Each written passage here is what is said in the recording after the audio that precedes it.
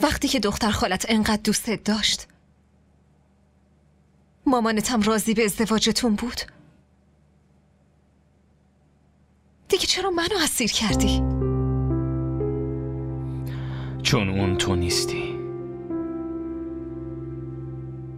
من کالا نیستم که بخوای به زور مال خودت کنی. عروست آماده نشسته بود، همه کارام تو خونتون انجام شده بود.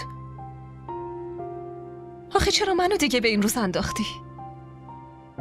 وقتی همه چی طی شده بود شروین، دیگه چرا دست از سرم بر نداشتی؟ هیچ کدومشون خواست من نبود، واسه همینم نگفتم، چون نمیخواستم اصلا ناراحتت بکنم. اون موقع خودت از خواستگاری عارف ناراحت بودی، واسه همین نگفتم. آره ناراحت بودم، ولی نمرده بودم. الان دیگه هر دلیلی بیاری نمیتونی خودتو بهم ثابت کنی. اینو گذاشتم زمان خودش نشون بده. زمان بهت میگه. من هیچ اعتمادی بهت ندارم، منتظر هیچ وقتی هم نیستم. یه بار اعتماد کن، یه بار باورت بشه، چون من هیچ وقت بد تو رو نخواستم. به یه حقه باز چند بار اعتماد نمی کنن.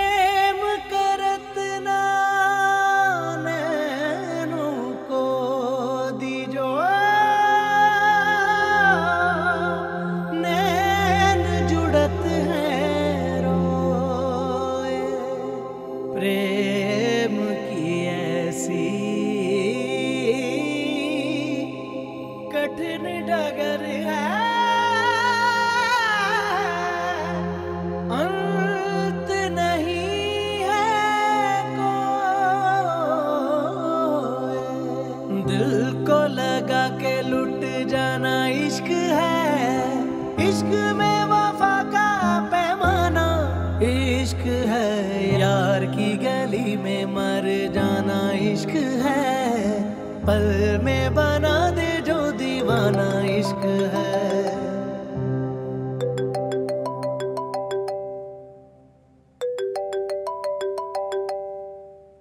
داداش زنگ زده.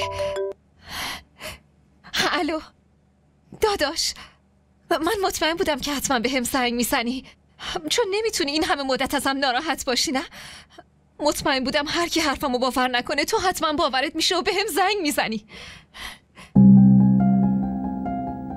چی میگی باور خواهری مثل تو؟ هیچ وقت فراموش نمیکنم.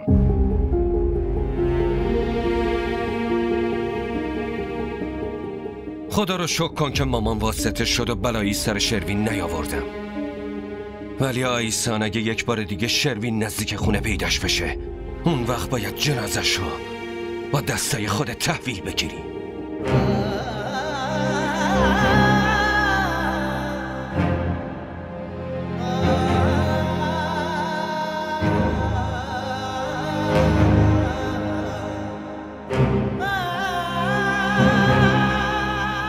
چی شده؟ هیچی، زخمی شدم. इश्क बस इश्क है कोई भी नहीं शर्त वफा। इश्क बस इश्क है कोई भी नहीं शर्त वफा। एक दीवानगी रग रग में जुनू जलता हुआ, दिल बुझेगा के जले कोई मिले या ना मिले, फैसला आप ही करता है कह इश्क खुदा। समझो नहीं के अफसाना इश्क है, जान को यही तो नजराना इश्क है।